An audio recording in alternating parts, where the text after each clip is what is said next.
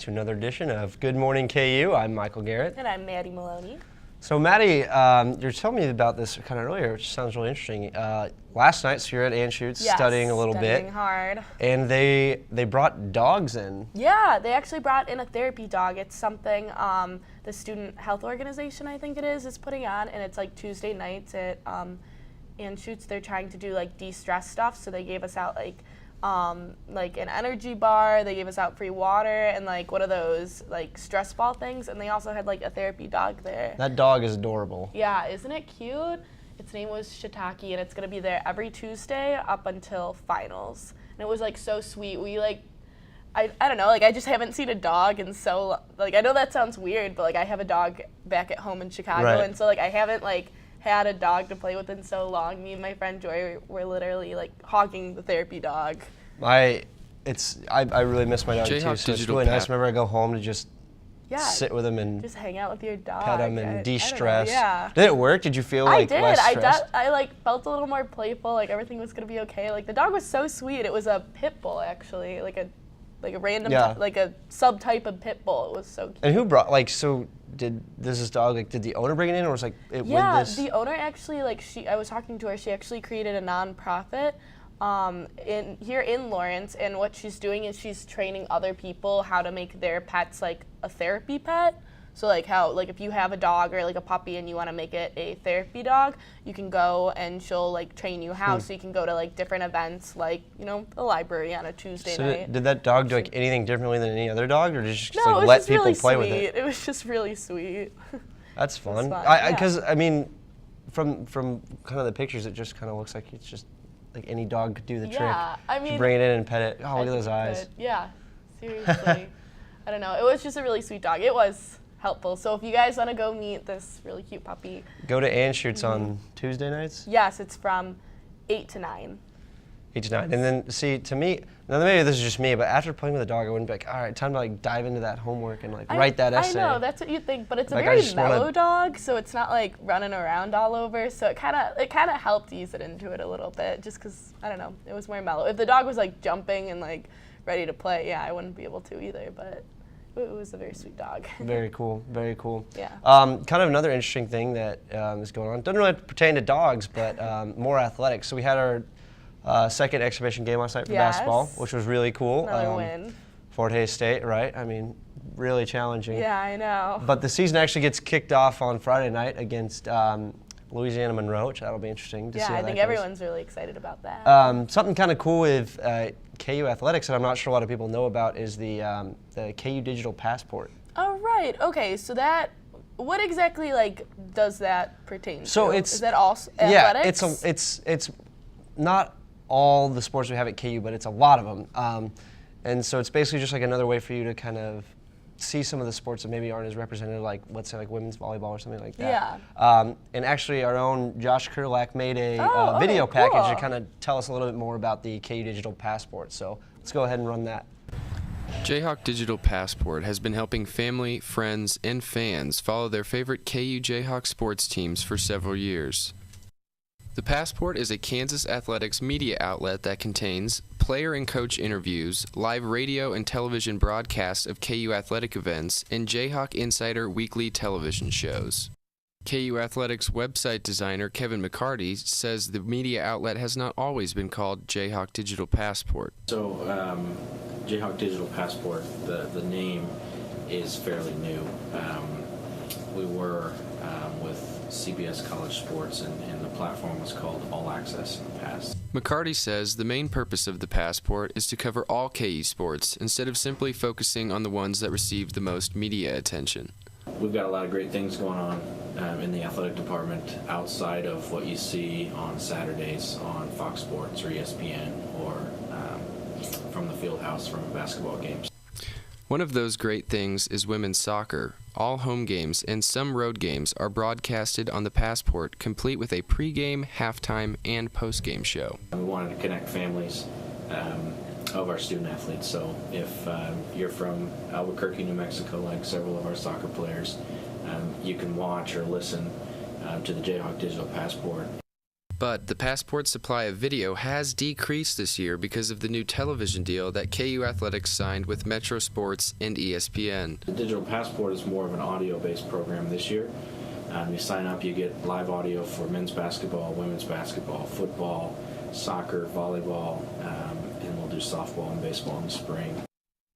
The Jayhawk Digital Passport team hopes to expand the product in the future by covering all athletic events regardless of the location. Down the road, it'd be nice to make that something that is sort of the standard, that we broadcast home matches, we broadcast road matches. And I think it gives a great opportunity to connect with the teams, to follow the teams wherever they are. If you're in Lawrence. This is Josh Kurlak reporting for Kansan Media. Wow, no, so that was really interesting. So they're trying to get it out to like most of the sports. Right, and I think the audio aspect's really interesting too, because when I was looking at that, I was thinking, hey, you know what, this would be perfect for grandma back in Arizona, that they're like, you know, their granddaughter's on the volleyball team and they want to keep up to date with the sports and stuff. So yeah, and so many athletes, like their family is a big part of what they do. And so if you're, you know, like originally from Michigan and now you're playing volleyball in Kansas, like you're used to having your family and your extended family coming to every single game. And it's like, I'm sure it's a very different experience when you don't have that support system. And it's different than like the basketball team where literally every single game is on ESPN and they can watch it and all that. So I think that's a really cool thing that they're working on. So that's very cool. Well, we're going to take a short break, and we'll be back with Sean Jones, who's the Director of Sponsorship for KU Dance Marathon. Now,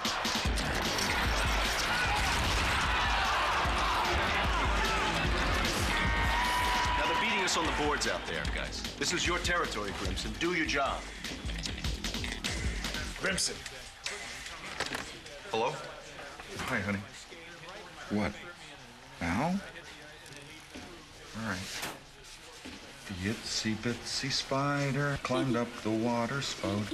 Down came the rain and washed the spider out. Out came the sun and dried up all the rain. And the itsy bitsy spider climbed up the spout again. I love you, Daddy. I love you too, sweetheart.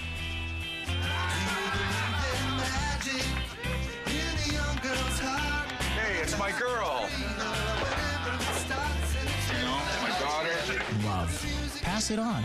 A message from the Foundation for a Better Life. Hey, and we're back here with Sean Jones, who is the Director of Sponsorship for KU Dance Marathon. Thanks for being on the show today, Sean. Thanks for having me, Michael. So KU Dance Marathon this Saturday from 10 to 10. Could you kind of tell us a little bit more about the event, kind of what it's who it's aiming to help and kind of that kind of thing? Yeah, KUDM's mission statement actually is to provide financial and emotional support for families in need. So we reach out to KU Pediatrics, so we try to keep it local, and we support or sponsor different families who need financial aid. So we bring them in for the event, and it's just a whole day for the kids actually. We have different activities. We have clubs that come in and perform, like the KU drums group, rock chalk dancers, the bar band comes in. You get food the entire day, so you get like Panera for breakfast, Pizza Hut for lunch, and Panda Express for dinner, plus a bunch of other different snacks, and it's just a great way to bring the community together. Now you say financial aid, so so it's a fundraiser, obviously. So how much money do you guys typically raise? Do you have like a goal for this year? Maybe like what was last year? How much did you guys raise last year? Last year we actually had 2 different marathons, and together we raised a little over $121,000, which kind of made us the largest philanthropic organization on campus. So this year we're hoping to break that. I don't know exactly what our goal is, but I'm sure it's over $100,000. And that's incredible. That's a lot of money.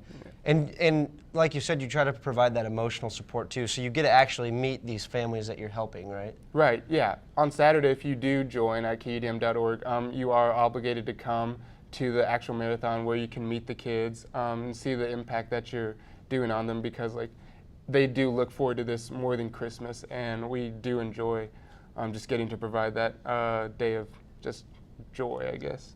How old are these kids, like age-wise usually?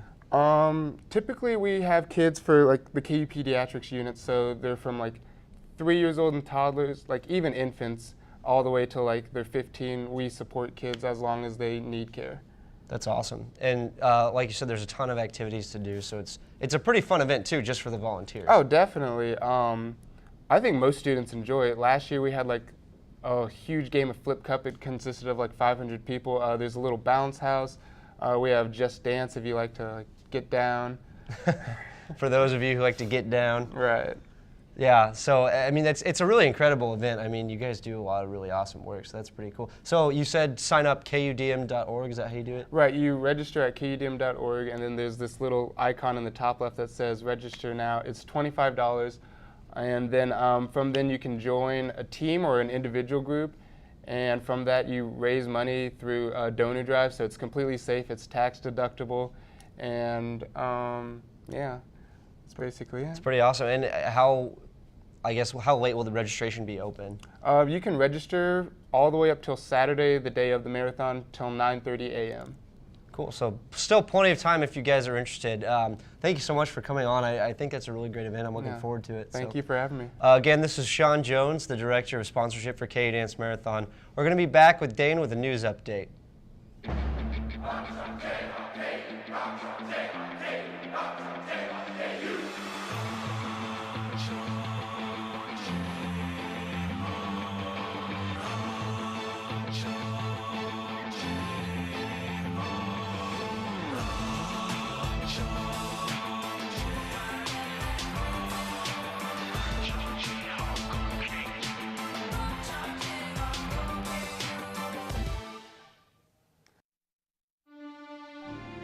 Where you go to college makes a statement about you. This place will become a part of you, your identity for life.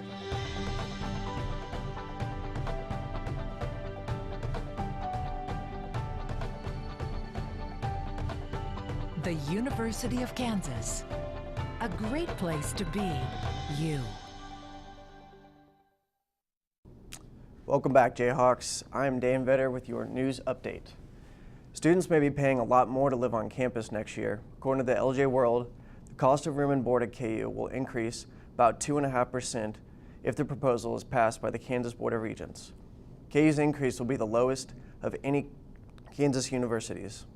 The men's basketball team wrapped up its exhibition season with a 92-75 victory over Fort Hays State last night in Allen Fieldhouse. Perry Ellis and Wayne Selden each scored 13 points to lead the Jayhawks. The regular season gets underway on Friday when KU hosts Louisiana Moore at 7 p.m. The women's soccer team begins its postseason this evening in Kansas City. The 8th-seeded Jayhawks will take top seed West Virginia at 5:30 at Swope Soccer Village. If KU can pull off the upset, the semifinals will be held on Friday evening. The Big 12 championship will be played on Sunday at 3:30 p.m. Moderate Republican Chris Christie won re-election yesterday as New Jersey governor. The Associated Press projected Christie to be the winner over Democrat Barbara Bono shortly after the polls closed last night. Bill de Blasio became New York's 109th mayor yesterday after beating Joseph J. Lota by a margin of about 49 percentage points. And that's all we have for today. Thanks for watching. I'm Dane Vetter with Good Morning KU.